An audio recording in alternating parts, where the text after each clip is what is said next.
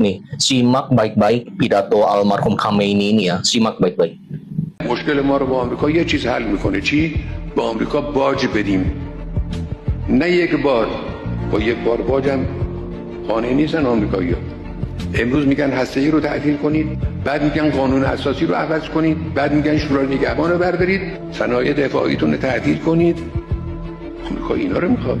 کدوم ایرانی با غیرتی حاضره که یه چنین باجی بده؟ یعنی یکی جمهوری اسلامی رو هم قبول نداشته باشه، اما ایرانی باشه، غیرت ایرانی داشته باشه، این باج‌ها رو حاضر نیست بده.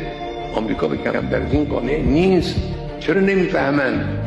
مذاکره با آمریکا مشکلی رو حل نمیکنه. Jadi intinya almarhum Khamenei ini ingin mengatakan bahwa Amerika itu nggak ada puasnya.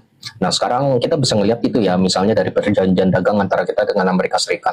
Lu bayangin aja nih, kita harus import banyak barang dari Amerika Serikat. Kita juga harus kasih Amerika itu 0% tarif import. Kita juga harus menghapus peraturan TKDN khusus untuk produk Amerika Serikat.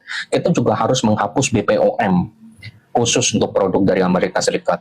Kita juga harus setor data kepada Amerika Serikat. Dan untuk semua itu kita dapat apa? Kita bukannya berarti itu ekspor barang ke Amerika jadi 0%, enggak loh. Kita hanya diturunin dari 32% sekarang jadi 19% tarif Amerika ke kita. Nah, itu apa ya? Lalu menurut lo apakah Amerika cukup? Nah, ini udah mulai lagi, lu lihat sendiri di atas. Mulai lagi menyelidiki. Nah, ini ya, gua tebak ya.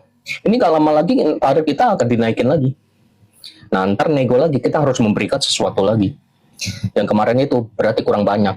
Jadi perpanjangan Freeport itu juga nggak dianggap itu sama Amerika itu. Ya, begitu itulah.